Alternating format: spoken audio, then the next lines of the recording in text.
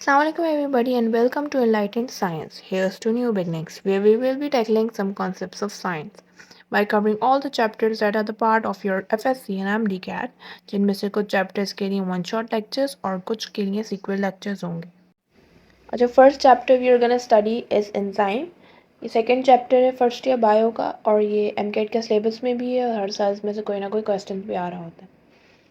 तो एंजाइम्स की अगर हम बेसिक डेफिनेशन या बेसिक मीनिंग की बात करें तो basically they are biological catalyst, as you can see it here, biological catalyst.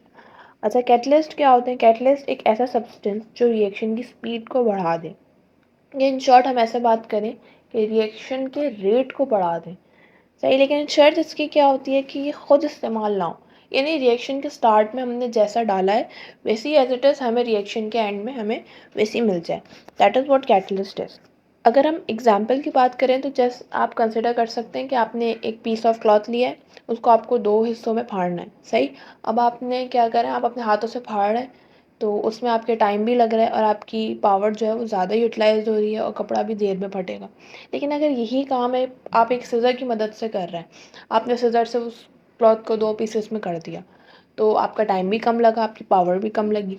इसी वजह से जो सीज़र होगी वो एज अ एंजाइम वर्क करेगी। और एक और एग्जांपल हम इसको एज अ प्रेशर कुकर की भी ले सकते हैं कि जैसे अगर हम कोई भी खाना हम पॉट में बना रहे हैं तो उसको टाइम लगेगा, लेकिन अगर हम वही प्रेशर कुकर में बना रहे हैं तो उसको उतना टाइम नहीं लगेगा। तो इस तरह से प्रेशर कुकर एक एंजाइम की तरह काम किया है प्रेशर कुकर ने। अच्छा, एंजाइम टर्म पहली दफ़ा जो यूज़ की थी और फ्रेडरिक विलियम कोहेन ने की थी, जो कि 1878 में की थी।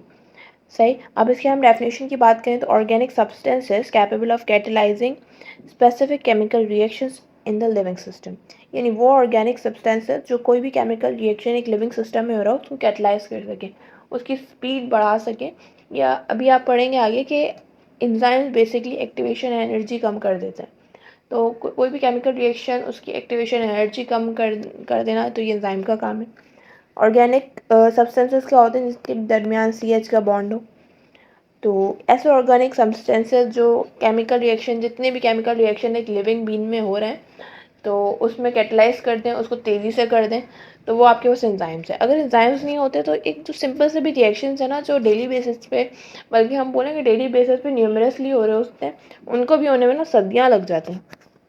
इसलिए एंजाइम को कहा गया है बायोलॉजिकल कैटलिस्ट, यानी वो कैटलिस्ट जो लाइफ से एसोसिएटेड है, जो बायो से एसोसिएटेड है। बायो मतलब लाइफ है, तो वो कैटलिस्ट जो बायो से एसोसिएटेड है, लाइफ से एसोसिएटेड है, उनको हमने एंजाइम कहा। Organic substances capable of catalyzing chemical reactions in the living system are called enzymes. पहले ये समझा जाता था कि जितने भी आपके पास एंजाइम है वो सब प्रोटीन से बने हुए होते हैं, जबकि ऐसा नहीं है। थॉमस सेच और सिडनी ऑल्टमैन ने डिस्कवर किया कि सारे जो एंजाइम्स हैं वो प्रोटीन से बने हुए नहीं होते। कुछ RNA के मॉलिक्यूल्स यानी राइबोन्यूक्लिक एसिड के मॉलिक्यूल्स हैं जो एंजाइम की तरह काम कर रहे होते हैं। राइबोन्यूक्लिक एसिड्स जो एंजाइम की तरह फंक्शन करें उनको हमने नाम दिया राइबोजाइम्स का। अच्छा, let's talk about the characteristics of enzymes. Enzymes की क्या कैरेक्टरिस्टिक्स हैं? सबसे पहली बात की ये प्रोटोप्लाज्म में सेल के प्रोड्यूस्ड हो रहे होते हैं।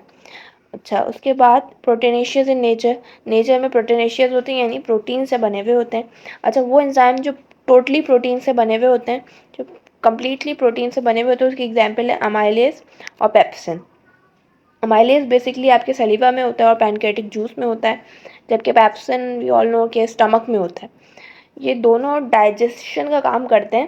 पेप्सिन जो है वो प्रोटीन डाइजेस्ट करता है, जबकि अमाइलेज कार्बोहाइड्रेट या बोलें स्टार्च डाइजेस्ट करता है। सही, अब प्रोटीन कौन से? मैक्रोमोलिक्यूल्स ऑफ ग्लोबुलर प्रोटीन्स, यानी प्रोटीन्स भी एक ख़ास किस्म के प्रोटीन की कौन सी टाइप के एंजाइम बने हुए होते हैं, तो इसका आंसर है ग्लोबुलर प्रोटीन्स के। ग्लोबुलर प्रोटीन यानी जो सर्कुलर शेप की प्रोटीन्स होती हैं, बोले ग्लोब शेप की प्रोटीन। तो मैक्रोमोलिक्यूल्स बड़े मॉलिक्यूल्स ग्लोबुलर प्रोटीन के, उनको हमने एंजाइम कहा, वो एंजाइम उनसे बने हुए होते हैं। अच्छा, मॉलिक्यूलर वेट जो होता है वो एंजाइम्स का हाई होता है। May contain non protein part along with protein part. Protein part के साथ कोई नॉन प्रोटीन पार्ट अटैच भी हो सकता है, या तो कम्प्लीटली प्रोटीन के होंगे। तो कौन कौन से? अमाइलेज, पेप्सिन हमने एग्जांपल्स पढ़ी हैं। कोई भी प्रोटीन पार्ट के साथ आपके पास नॉन प्रोटीन पार्ट या कोई एक्सेप्शन इंक्लूड हो जाएगी। तो कौन, जैसे इसकी एग्जांपल है एसिटिल CoA यानी एसिटिल कोएंजाइम ए। अच्छा, ये क्या करता है भाई, ये आप आगे पढ़ेंगे। एसिटिल ग्रुप को ये डिलीवर करता है, कर्ब साइकिल से एसोसिएटेड है बेसिकली एनर्जी प्रोडक्शन के लिए। ये एसिटिल ग्रुप को डिलीवर करता है कर्ब साइकिल में। तो नॉन प्रोटीन पार्ट, ये आप पढ़ेंगे कि नॉन प्रोटीन पार्ट को क्या कहते हैं। I am gonna tell you. अच्छा, एंजाइम्स की फिर हमने दो टाइप्स पढ़नी है, एक है एंडो एंजाइम्स और एक है एक्सो एंजाइम।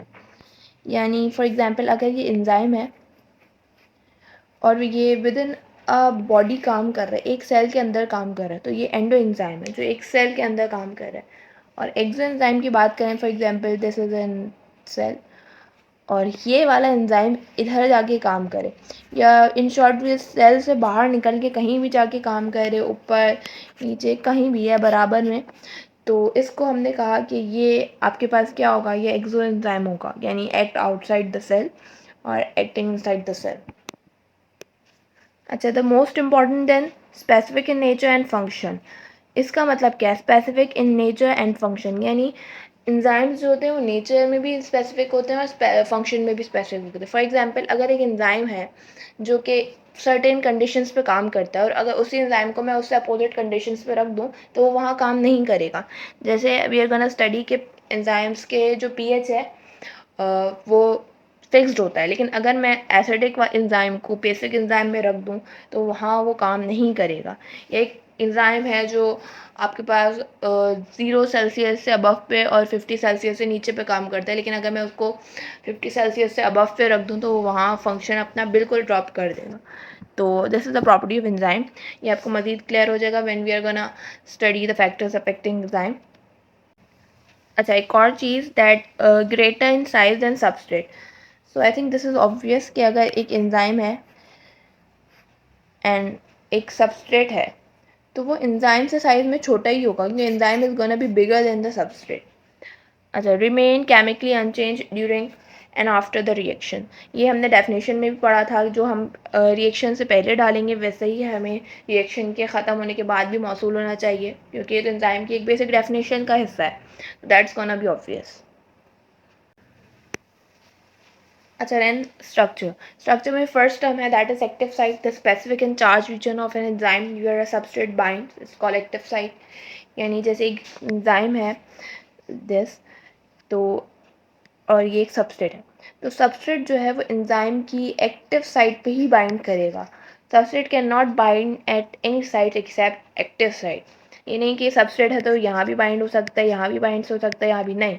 एक स्पेसिफिक साइट है जहाँ पे वो रिएक्ट कर सकता है, जहाँ पे वो बाइंड कर सकते हैं, जहाँ पे वो अटैक कर सकता है।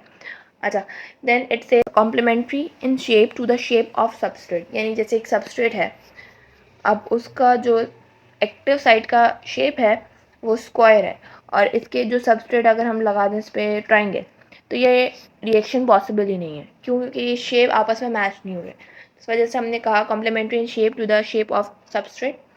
अब इस पे दो चीज़ों पे बात की हमने, बाइंडिंग साइट और कैटालिटिक साइट। बाइंडिंग साइट तो जहाँ पे ये बाइंड हो, और कैटालिटिक साइट जहाँ पे रिएक्शन ना करो, कैटालाइसिस हो। नहीं, उसके बाद नेक्स्ट हमारे पास टर्म है कॉन्जुगेटेड प्रोटीन। कॉन्जुगेटेड मतलब दो मॉलिक्यूल्स या दो डिफरेंट मॉलिक्यूल्स का आपस में मिलना। तो कॉन्जुगेटेड प्रोटीन्स क्या होते हैं, जिसमें प्रोटीन के साथ कुछ एक्सेप्शन हो, यानी नॉन प्रोटीन पार्ट हो। नॉन प्रोटीन पार्ट को हमने क्या बोला, हमने कोफैक्टर बोल दिया। तो अगर हम यही चीज़ अगर इधर समझें कि अगर एंजाइम को हम स्ट्रक्चर बेसिस पे दो चीज़ों में डिवाइड करें, एक तो प्रोटीन और एक आपके पास प्रोटीन प्लस नॉन प्रोटीन। कुछ एंजाइम्स तो टोटली प्रोटीन के होते हैं, हमने पढ़ा माइलेज और पैप्सिन, और कुछ एंजाइम्स ऐसे होते हैं जिनमें एक्सेप्शन भी होती है। तो जो टोटल प्रोटीन पार्ट हो, कॉन्जुगेटेड प्रोटीन का जो टोटल प्रोटीन पार्ट हो, अलग वाला प्रोटीन ही जो टोटली प्रोटीन के होते हैं वो नहीं, जो कॉन्जुगेटेड प्रोटीन का टोटल प्रोटीन पार्ट हो उसको हमने कहा एपो एंजाइम, जबकि जो नॉन प्रोटीन पार्ट है उसको हमने कहा कोफैक्टर। फिर कोफैक्टर डिपेंड करता है दो चीज़ों पे, या तो वो ऑर्गेनिक होगा या वो इनऑर्गेनिक होगा। इनऑर्गेनिक में क्या क्या आपके पास आ सकते हैं, मैग्नीशियम, मैग्नीज, जिंक, कैल्शियम और पोटेशियम। और ऑर्गेनिक में क्या होता है हमारे पास कि अगर ऑर्गेनिक में टेम्परेरी या लूजली बाउंड हुआ हुआ है आपके पास क्या, आपके पास एंजाइम, तो वो एंजाइम को हम कहेंगे कोएंजाइम। सही, लेकिन अगर इनऑर्गेनिक में हम बात करें और लेकिन हमारे पास फिर है प्रोस्थेटिक ग्रुप। ये क्या होता है कि वेदर एंजाइम ऑर्गेनिक हो या फिर इनऑर्गेनिक हो या फिर इनऑर्गेनिक हो, लेकिन वो परमानेंटली बाउंड हो जाए, टाइटली बाउंड हो जाए, यानी वो इजीली रिमूवेबल ना हो, तो वो होता है प्रोस्थेटिक ग्रुप। लेकिन अगर लूजली बाउंड हो और ऑर्गेनिक हो, लूजली बाउंड या टेम्परेरी हो और ऑर्गेनिक हो के बाद में भाई वो डिटैच हो सकता है, तो वो होता है कोएंजाइम। अगर हम इसकी यही चीज़ देखें, कॉन्जुगेटेड में हमने पढ़ा कि protein plus non protein part को हमने पढ़ा कि उसको कोफैक्टर कहते हैं। और कोफैक्टर क्या होता है? Responsible for attachment of substrate. Cofactor the thing जो रिस्पॉन्सिबल होता है सबस्ट्रेट के अटैचमेंट के लिए। अच्छा, उसके बाद हमने कहा कोफैक्टर दो तरह के हो सकते हैं, ऑर्गेनिक और इनऑर्गेनिक। इनऑर्गेनिक में हमारे पास हमने कहा मेटल आयंस होते हैं, मैग्नीशियम, मैग्नीज, कैल्शियम और पोटेशियम। ऑर्गेनिक है तो it says coenzyme, derivatives of vitamin, nicotine of flavin, NAD, NFAD। और हमने कहा कि ऑर्गेनिक, हमने भी पढ़ा कि ऑर्गेनिक है और लूजली बाउंड है। कैसे बाउंड है? लूजली बाउंड है, तो हमने उसको कहा कि वो कोएंजाइम है। और अगर इनऑर्गेनिक है या organic, this can be both, organic और इनऑर्गेनिक दोनों हो सकता है। प्रोस्थेटिक ग्रुप और परमानेंटली बाउंड है, तो उसको हमने कहा prosthetic group. Helper molecule that help enzyme to perform functions, जैसे क्लोरोफिल डेरिवेटिव है मैग्नीशियम और फॉरफाइरिन का। और यहाँ पे NAD और FAD ये क्या है? ये बेसिकली एंजाइम के साथ काम करते हैं। किसी भी मॉलिक्यूल से ये इलेक्ट्रॉन ले लेते हैं, और NAD जब इसको लेता है तो NADH बन जाता है, और FAD जब ले लेता है तो FADH2 बन जाता है। जैसे एंजाइम कोई भी मॉलिक्यूल से इलेक्ट्रॉन विड्रॉ करता है, तो ये दो चीज़ें हैं जो वो इलेक्ट्रॉन ले लेती हैं और अपने आप को स्टेबल कर लेती हैं। NAD के साथ पहले प्लस होता है और FAD के साथ भी पहले प्लस होता है, लेकिन जैसे ही ये इलेक्ट्रॉन गेन कर लेती हैं तो ये NADH बन जाती है और फिर FAD प्लस FADH2 बन जाता है। सही। उसके बाद एपोएंजाइम हमने पढ़ा, जो टोटल प्रोटीन पार्ट हो, कॉन्जुगेटेड प्रोटीन का टोटल प्रोटीन पार्ट, उसको हमने एपोएंजाइम कहा। अच्छा, ये एक चीज़ है कि प्रोटीन पार्ट को हमने एपोएंजाइम कहा। या पॉलीपेप्टाइड चेन, ऑब्वियसली बात है, प्रोटीन है तो पॉलीपेप्टाइड चेन होती है अमाइनो एसिड्स की। जैसे अमाइनो एसिड है, वो आपस में जिस चेन से जुड़े हुए होते हैं उसको हम पॉलीपेप्टाइड चेन कहते हैं। तो अमाइनो एसिड की चेन या प्रोटीन या एपोएंजाइम, ये तीनों एक ही चीज़ है। प्लस नॉन प्रोटीन पार्ट, अगर एंजाइम में प्रोटीन पार्ट और नॉन प्रोटीन पार्ट, जिसको हम कोफैक्टर भी कहते हैं, वो मिल जाए तो एक ये हेलो एंजाइम बनता है, यानी complete functional enzyme. Complete enzyme जिसमें प्रोटीन पार्ट और नॉन प्रोटीन पार्ट दोनों हैं। अब हमें एंजाइम के अगर मैकेनिज्म की बात करें कि सबस्ट्रेट कैसे अटैच होता है और फिर कैसे होता है, तो लेट्स ज़ूम इन। तो एंजाइम है फर्स्टली हमारे पास, और आप देख सकते हैं ये इसकी एक्टिव साइट है। एक्टिव साइट पे हमारे पास सबस्ट्रेट बाउंड हो गया, तो एंजाइम था, सबस्ट्रेट बाउंड हो गया तो एंजाइम सबस्ट्रेट कॉम्प्लेक्स बन गया, यानी एंजाइम था, सबस्ट्रेट बाउंड हो गया तो ES बन गया, यानी एंजाइम सबस्ट्रेट कॉम्प्लेक्स बन गया। फिर ये जो सबस्ट्रेट था ये प्रोडक्ट में क्या हो गया? तब्दील हो गया। यानी क्यों? एंजाइम पे लगा यूँ आ गया था कि रिएक्शन ना करो, और वो पर्टिकुलर जो रिएक्शन होगा उससे सबस्ट्रेट जो है हमारे पास वो प्रोडक्ट में ट्रांसफॉर्म हो जाए। पहले क्या था? एंजाइम था, सबस्ट्रेट लगा, ES बना, यानी एंजाइम सबस्ट्रेट कॉम्प्लेक्स बना। फिर यही सबस्ट्रेट हमारे पास प्रोडक्ट में फॉर्म हो गया, EP बन गया, यानी एंजाइम प्रोडक्ट कॉम्प्लेक्स बन गया। अब क्या हुआ? एंजाइम से ये जो प्रोडक्ट सबस्ट्रेट की फॉर्म में अटैच हुआ था ये डिटैच हो गया या चला गया, तो एंजाइम आपके पास अकेला रह गया और प्रोडक्ट्स जो थे वो चले गए जहाँ पे जाके उनको रिएक्ट करना था। तो एंजाइम था, सबस्ट्रेट आके अटैच हुआ, सही। उसके बाद एंजाइम सबस्ट्रेट कॉम्प्लेक्स बना, फिर एंजाइम प्रोडक्ट कॉम्प्लेक्स बना। कैसे बना? सबस्ट्रेट जो है वो प्रोडक्ट में ट्रांसफॉर्म हो गया, फिर सबस्ट्रेट में आपका जो था, जो प्रोडक्ट में ट्रांसफॉर्म हो चुका था वो डिटैच्ड हो गया और एंजाइम अकेला फिर से रह गया, फिर दूसरा सबस्ट्रेट आएगा, ये साइकिल यूँ ही करके कंटिन्यू रहेगी। अच्छा, फिर हमारे पास दो थ्योरीज़ हैं जो एंजाइम और सबस्ट्रेट के रिलेशन को हमारे पास एक्सप्लेन करती हैं। एक तो है लॉग एंड की मॉडल और एक है induced fit model. Lock and key model ये आपके पास कैसे हैं? डिस्कवर किया था MS फेस्टर ने 1898 पे, सही। उसमें हमने इस मॉडल में बेसिकली अगर इसकी हम समरी देखें तो उसका बस ये था कि एक्टिव साइट जो होती है वो रिजिड होती है, सही, यानी हार्ड होती है, वो ट्रांसफॉर्म नहीं होती है, वो बिल्कुल भी फ्लेक्सिबल नहीं होती कि वो अपना शेप या अपनी नेचर ज़रा सी भी चेंज कर सके। और इसमें था enzyme work in absolute specifically. अब इसको हम कैसे करें? जैसे फॉर एग्जांपल इसको कैसे समझें?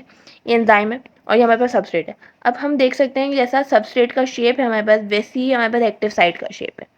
ऐसे ही है, जैसा हमारे पास सबस्ट्रेट का शेप है वैसे ही हमारे पास एक्टिव साइट का शेप है। तो वही एंजाइम सिर्फ वही सबस्ट्रेट को अपने ऊपर रखेगा या अपने ऊपर बाइंड करवाएगा जिसका शेप आपस में बिल्कुल सेम हो। हल्का सा भी यहाँ पे अगर चेंज हम कर दें, जैसे अब सबस्ट्रेट को यूँ बना दें, थोड़ा सा भी चेंज बना दें, तो ये रिएक्ट नहीं हो सकता। ये थ्योरी कहती थी, यानी बिल्कुल स्पेसिफिसिटी में काम करते हैं, जैसे जो स्पेसिफिक सबस्ट्रेट है वही स्पेसिफिक एंजाइम पे काम करेगा। ज़रा सा भी चेंजेस शेप में तो वो एंजाइम जो है फंक्शन लेस हो जाएगा। अब इसकी एक और आई इंड्यूस्ड फिट मॉडल, जो कि कॉशलैंड ने 1959 में डिस्कवर की।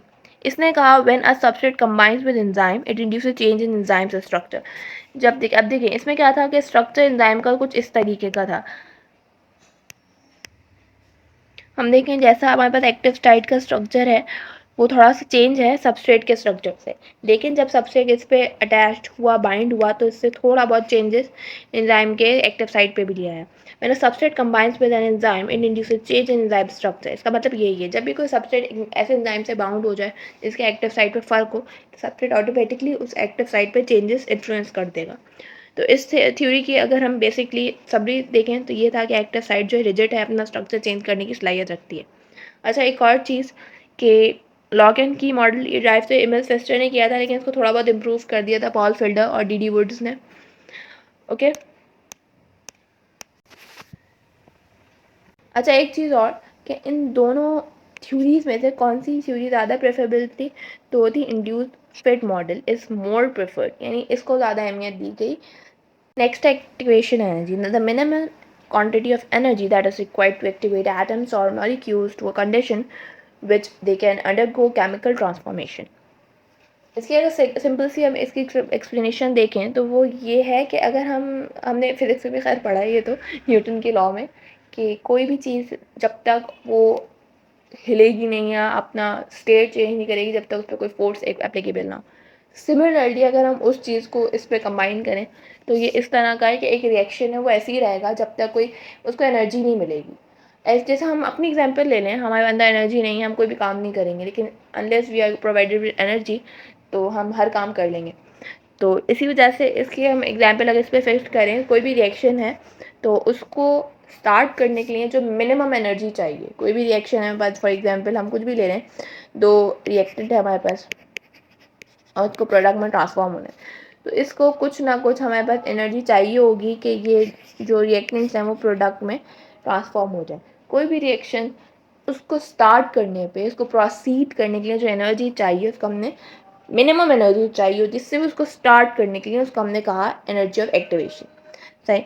Enzymes lower the activation energy, ये वही चीज़ है जो मैंने आपको स्टार्ट में बताई थी कि एंजाइम बेसिकली एक्टिवेशन एनर्जी किसी भी रिएक्शन की उसको लो कर देते हैं। Action equilibrium ratio of reactive and products concentration never altered. अच्छा, ये चीज़ हम इस तरह समझते हैं, हमने एक ग्राफ लिया, एक तरफ हमने एनर्जी रखी, दूसरी तरफ हमने रिएक्शन रखा। सबस्ट्रेट है उसको ट्रांसफॉर्म होना था प्रोडक्ट में, और कोई एंजाइम पहले हमने नहीं डाला, तो ये देखें ये वाला जो पीक है ये शो करता है कि कोई भी एंजाइम जब नहीं था। सही। लेकिन जैसे ही हमने एंजाइम डाला तो आप देखें ये पीक जो है वो कम हो गया विद एंजाइम। तो इतना चेंज आया हमारे पास एक्टिवेशन एनर्जी में। एक्टिवेशन एनर्जी पहले इतनी ज़्यादा थी एंजाइम के बगैर, और इतनी सी हो गई एंजाइम डालने के बाद। तो एंजाइम क्या किया, एंजाइम ने इसमें एक्टिवेशन एनर्जी को कम कर दिया। और इस पॉइंट का मतलब क्या हुआ, यानी जो रिएक्टेंट और जो प्रोडक्ट की कंसंट्रेशन थी, जो उनका रेशो था, उसमें कोई फ़र्क नहीं आया, इक्विलिब्रियम मेंटेन्ड रहा। अच्छा जी, नेक्स्ट है हमारे पास factors affecting the rate of enzyme activity. अच्छा, rate of enzyme activity means the quantity of substrate transform into product in a unit of time, यानी 1 second.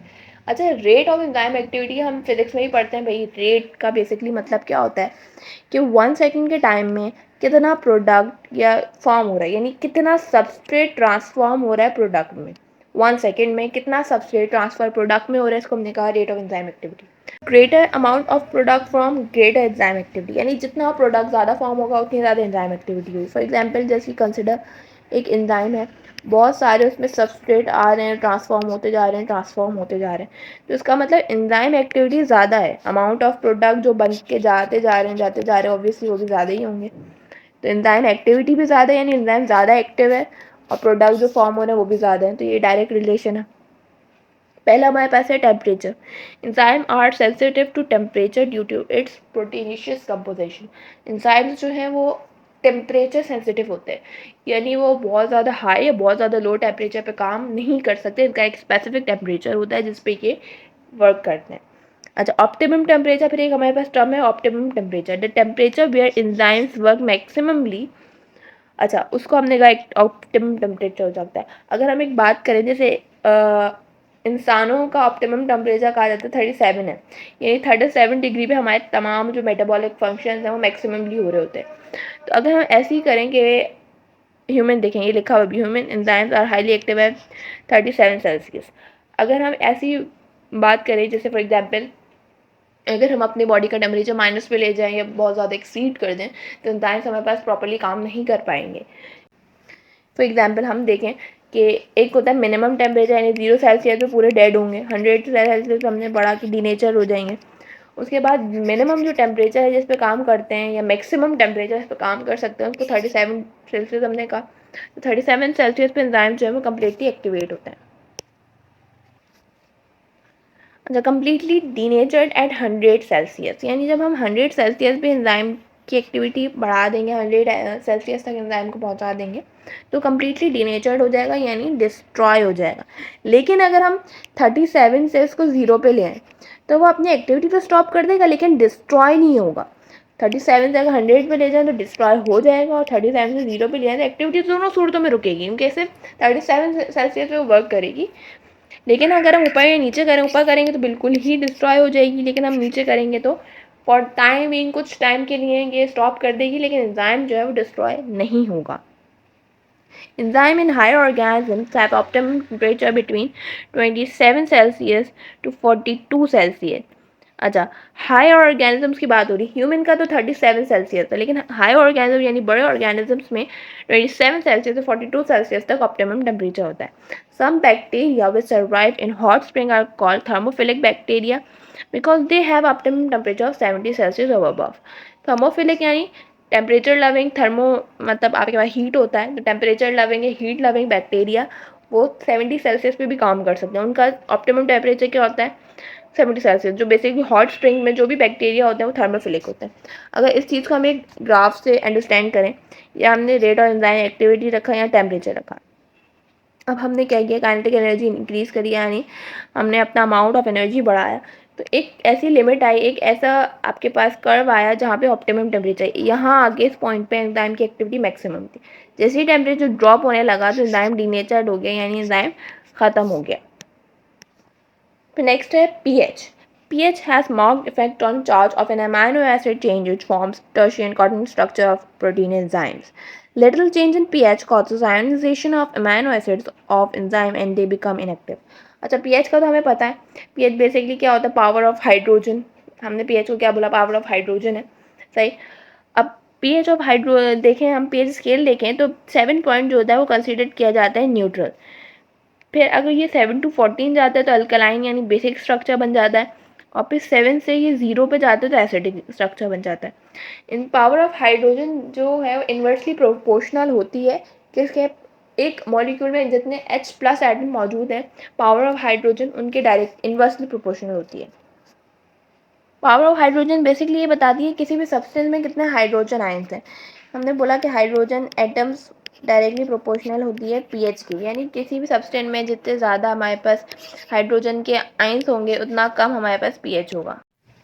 It is said that enzymes are sensitive to pH, यानी जो आपके पास basic enzymes हैं वो acidic enzymes के में function नहीं करेंगे। यानी जैसे पैप्सिन की हम एग्जांपल लें, वो बेसिकली एसिडिक एंजाइम है, अगर मैं उसको उठा के रख दूँ पैनक्रियाज में कि भाई तुम यहाँ फंक्शन करो, तो वो वहाँ फंक्शन नहीं करेगा, क्योंकि उसकी जो नेचर है वो एसिडिक एंजाइम की है। तो हम देखें तो majority of human digestive enzymes work at 7 to 8 pH। 7 to 8 मतलब या तो न्यूट्रल होंगे या बेसिक होंगे digestive enzymes. Pepsin work at highly acidic condition, pepsin highly acidic condition पे वर्क करता है। पैप्सन की ऑप्टिमम पीएच क्या होती है, 1.4, यानी समथिंग बिटवीन हियर। अच्छा, वर्क्स एट 1.5 to 2.5। यानी 1.5, यानी इधर से ये from here to here it can work. सही. Amylase is the enzyme released from pancreas work at highly alkaline 8.5 pH. Highly alkaline इसको कंसिडर किया जाता है. तो इधर एमाइलेस एंजाइम वर्क करता है, जो कि एमाइलेस हमने पढ़ा कहाँ होता है, पैनक्रियाज में होता है, प्लस ये सैलिवा में भी होता है, हाईली अल्कलाइन होता है. अच्छा, एंजाइम कंसंट्रेशन और सबस्ट्रेट कंसंट्रेशन. अच्छा, इसकी एग्जांपल हम कुछ इस तरीके से लेते हैं कि हमारे पास फॉर एग्जांपल हमारे पास 3 एंजाइम्स हैं, 1 2 और 3, और हमारे पास 3 सबस्ट्रेट हैं. तो हर एंजाइम अपना अपना काम कर रहा है, यानी हर एंजाइम सबस्ट्रेट को प्रोडक्ट में ट्रांसफॉर्म कर रहा है. लेकिन अगर हम सबस्ट्रेट की क्वांटिटी बढ़ा दें तो पहले ये प्रोडक्ट में ट्रांसफॉर्म होगा, फिर ये, फिर ये, फिर ये, फिर ये, फिर ये, यानी हमारे पास क्या हुआ, एंजाइम्स कम और सबस्ट्रेट ज़्यादा हो गई. यानी हम यूँ कह सकते हैं कि एंजाइम सैचुरेटेड हो गए. इसका मतलब क्या हुआ कि जितने एंजाइम्स हमारे पास सिंगल सबस्ट्रेट को ट्रांसफॉर्म कर रहे थे तो उसके बाद वो फ्री हो जाते, लेकिन बहुत सारे सबस्ट्रेट रख देंगे तो उन एंजाइम्स फ्री नहीं हो पाएंगे, वो एक कांस्टेंट स्पीड से अपने काम करते रहेंगे. इसका मतलब एंजाइम जो है वो सैचुरेटेड हो गए. अब इसको हम ऐसे समझें जैसे एक सबस्ट्रेट है और प्रोडक्ट में ट्रांसफॉर्म हो रहा है. एंजाइम के एक्शन की वजह से वो हुआ जा रहा है, बहुत सारे प्रोडक्ट्स फॉर्म हो गए. अब इन प्रोडक्ट्स की मज़ीद नीड अभी फ़िलहाल नहीं है, तो इन्हीं में से प्रोडक्ट आके इस एंजाइम पे इन्फ्लुएंस करेगा और ये रिएक्शन स्टॉप हो जाएगा. तो अगर हम इसको देखें, the enzyme activity depends upon the availability of substrate and enzyme molecule. जितने ज़्यादा हमारे पास एंजाइम मॉलिक्यूल्स होंगे, जितने सबस्ट्रेट होंगे, उसी हिसाब से एंजाइम की एक्टिविटी भी होगी. Concentration of substrate is directly proportional to the concentration of enzyme. जितने ज़्यादा सबस्ट्रेट होंगे उतनी ज़्यादा एंजाइम एक्टिविटी होगी. That's obvious. ये हमने कहा कि सबस्ट्रेट की जो कंसंट्रेशन है वो हमेशा लिमिटेड होती है. So enzyme activity increases. Enzyme की एक्टिविटी तो बढ़ जाएगी, जब हम सबस्ट्रेट को बढ़ाएंगे एंजाइम की एक्टिविटी बढ़ जाएगी, लेकिन कुछ टाइम बाद कांस्टेंट हो जाएगी. यानी हर सबस्ट्रेट आता जाएगा, अपना काम करते के जाता जाएगा, आता जाएगा, जाता जाएगा. तो एंजाइम की एक्टिविटी हम क्या बोलेंगे, कांस्टेंट हो जाती है. कुछ टाइम तक बढ़ती तो है ज़्यादा, अगर हम सबस्ट्रेट मॉलिक्यूल बढ़ा देंगे तो एक्टिविटी में इंक्रीज तो आएगा, लेकिन कांस्टेंट हो जाएगी एक टाइम बाद. जब ज़्यादातर सबस्ट्रेट बहुत ज़्यादा हो जाएंगे तो एंजाइम की एक्टिविटी क्या हो जाएगी, वो कांस्टेंट हो जाएगी. अच्छा, substrate concentration. The rate of reaction increases with the increase of concentration substrate in the condition में enzyme concentration remains constant. Enzyme की जब कंसंट्रेशन कांस्टेंट हो जाएगी तो जो भी हमारे पास रिएक्शन हो रहा है जिसमें हमारे पास सबस्ट्रेट इन्वॉल्व है वो प्रोडक्ट में ट्रांसफॉर्म हो रहा है, इसने क्या किया, इसने एंजाइम के रेट ऑफ रिएक्शन को बढ़ा दिया. यानी इसमें भी हमने डायरेक्ट रिलेशन शो किया कि the rate of reaction increase है. रेट ऑफ रिएक्शन किस सूरत में इंक्रीज होगा, जब कंसंट्रेशन में इंक्रीज आएगा. जितना ज़्यादा सबस्ट्रेट होते जाएंगे उतनी ज़्यादा एंजाइम एक्टिविटी होती जाएगी, उतनी ज़्यादा रेट ऑफ रिएक्शन में स्पीड अप होता जाएगा. कुछ टाइम बाद क्या हो जाएगा, कांस्टेंट हो जाएगा. At very high concentration the substrate exerts a retarding effect upon enzyme action, maybe due to the high quantity of substrate than enzyme or accumulation of the end product.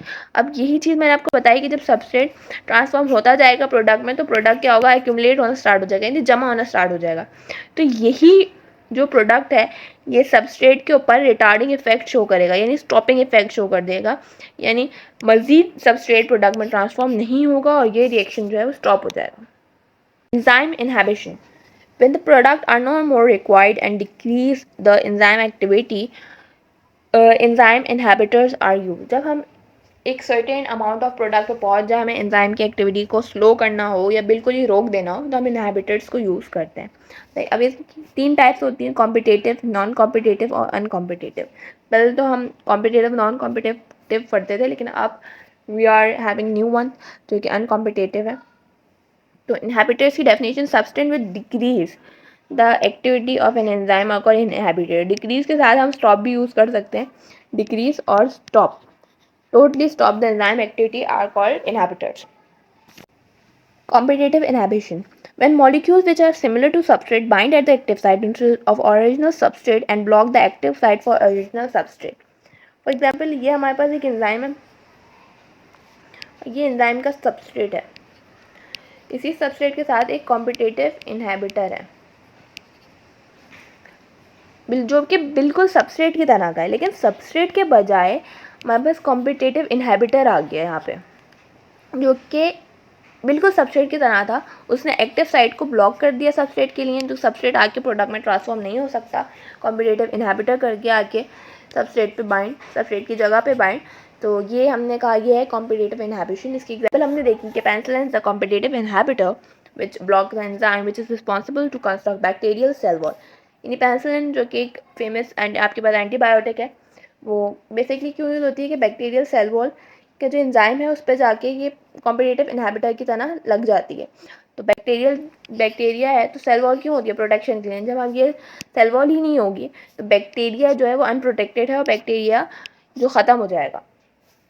तो penicillin जो antibiotic है वो यूँ इस्तेमाल होती है, जो भी बैक्टीरिया है तो उसकी सेल वॉल को ये डाइजेस्ट कर जाती है, खा जाती है, ख़त्म कर देती है, जिसकी वजह से बैक्टीरिया अनप्रोटेक्टेड होता है और इवेंचुअली मर जाता है। अच्छा, non competitive inhibition molecules bind with the enzyme eight site except active site. The molecules are called non-competitive inhibitors. These binding sites which are away from active sites are called allosteric site. अच्छा, enzyme है एक तो हमने पढ़ा, एक होती है active site, ये हमारे पास एक्टिव साइट, लेकिन एक इसमें साइट होती है एरोस्टेरिक साइट, जो कि कुछ इस तरीके की होती है।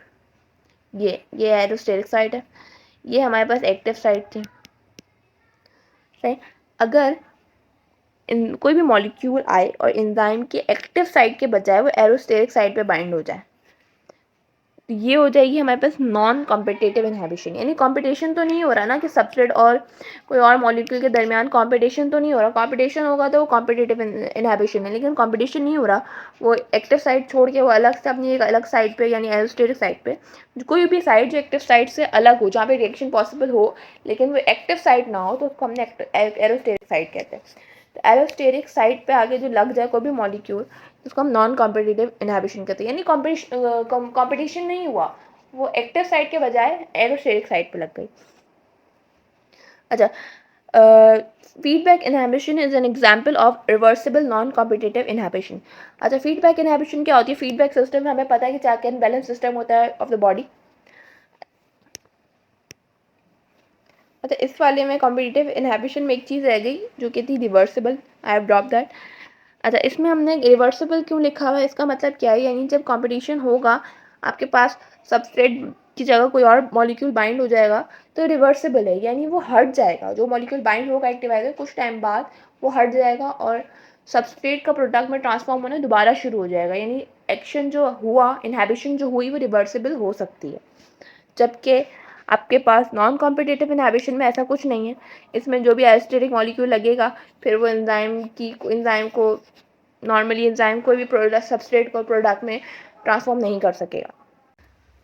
अच्छा, थर्ड टाइप देखें, uncompetitive inhibition. It is also known as anti competitive inhibition.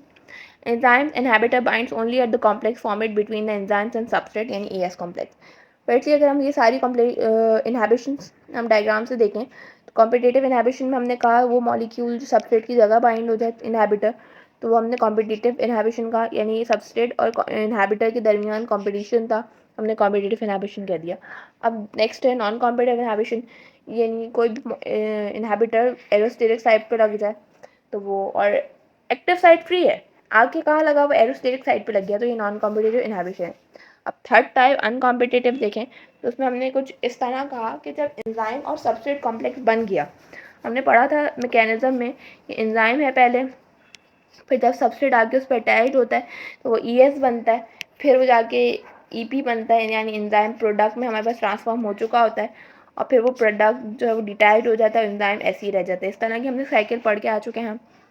तो जब इस स्पेस पे, यानी जब एंजाइम के ऊपर सबस्ट्रेट अटैच्ड हुआ हुआ हो और ईएस कॉम्प्लेक्स बना हुआ हो, इस फेज में कोई भी इनहिबिटर आके अटैक करे। इनहिबिटर कहाँ अटैक करेगा? ऑब्वियसली एरोस्टेरिक साइट पे करेगा, क्योंकि एक्टिव साइट तो बाइंड है सबस्ट्रेट से। तो एरोस्टेरिक साइट पे कोई भी इनहिबिटर किस स्टेज में? ईएस स्टेज में आके बाइंड करेगा, तो उसको हमने कहा अनकॉम्पिटिटिव इनहिबिशन।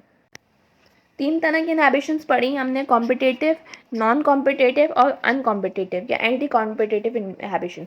कॉम्पिटिटिव में सबस्ट्रेट की जगह कोई और इनहिबिटर लग गया, नॉन कॉम्पिटिटिव में हमारे पास इनहिबिटर एरोस्टेरिक साइट पे लग गया, और अनकॉम्पिटिटिव में जब ईएस कॉम्प्लेक्स की फेज में एंजाइम था तो एरोस्टेरिक साइट पे एक इनहिबिटर लग गया, तो ये हमारे पास अनकॉम्पिटिटिव इनहिबिशन हो गई। Significance of enzyme inhibition, enzyme inhibition क्योंकि यूज़ होता है, कोई भी हमारे पास बॉडी में सिस्टम हो रहा है, सिस्टम में कोई इस तरह का मैकेनिज्म हो रहा है जो फर्दर नीडेड नहीं है, तो इनहिबिशन के जरिए उसको रोका जा सकता है। कोई भी ड्रग डिस्कवरी के लिए यूज़ हो सकता है, उसको रोका जा सकता है। कोई भी अगर डिजीज़ जो है बहुत ज़्यादा ग्रो हो रही है, बहुत ज़्यादा बॉडी में फैल रही है, तो उसको इनहिबिट किया जा सकता है इनहिबिशन से। फीडबैक इनहिबिशन, feedback system क्या होता है? check and balance system of the body. The activity of almost every enzyme in a cell is regulated by feedback inhibition. It is a type of biological control mechanism where enzyme activity is inhibited by its own product. Reversible non-competitive inhibition के type पे we have discussed this already. ये feedback inhibition reversible non-competitive inhibition के type है, take place during metabolic pathway. कुछ यूँ लें कि जैसे फॉर एग्जांपल अगर हमने खाना खाया, हमारी बॉडी में ऑटोमेटिकली ग्लूकोज का लेवल राइज हो गया, तो ये फीडबैक सिस्टम की वजह से हुआ। ये हुआ हमारे पास पॉजिटिव फीडबैक बेसिकली।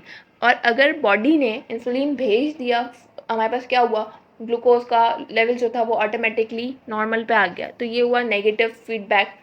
पॉजिटिव क्या हुआ, ग्लूकोज का लेवल हाई हुआ, हमने खाना खाया, लेवल हाई हुआ, बॉडी ने इंसुलिन भेजा, ग्लूकोज दोबारा लो हुआ, तो ये नेगेटिव हो गया।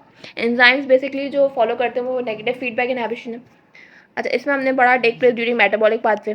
मेटाबॉलिक पाथवे में ये चीज़ काम आती है, और ये भी हम पढ़ चुके हैं, ये वाला सेकंड पॉइंट भी, कि जब एक फॉर एग्जांपल एक एक्टिविटी हो रही है, सबस्ट्रेट प्रोडक्ट में ट्रांसफॉर्म हो रहा है, वो एक्यूमुलेटेड हो गया, यानी प्रोडक्ट का यूज़ जो है वो स्टॉप हो गया। पहले तो प्रोडक्ट यूज़ होता जा रहा था, लेकिन प्रोडक्ट अब एक्यूमुलेट होने लगा है, यानी जमा होने लगा है, इसका इस्तेमाल ख़त्म हो गया। तो एंजाइम की एक्टिविटी कैसे इनहिबिट होगी, इसके अपने ही प्रोडक्ट्स, यानी एक प्रोडक्ट आएगा, वो सबस्ट्रेट पे क्या अटैक कर लेगा कि सबस्ट्रेट को भाई समझा देगा कि मज़ीद प्रोडक्ट के इस्तेमाल नहीं है, इस वजह से अपना ये वाला रिएक्शन स्टॉप कर दो। प्रोडक्ट ही आएगा जो ज़्यादा एक्यूमुलेटेड हो गया, खुद it's self its own product he enzyme activity को इनहिबिट कर देगा।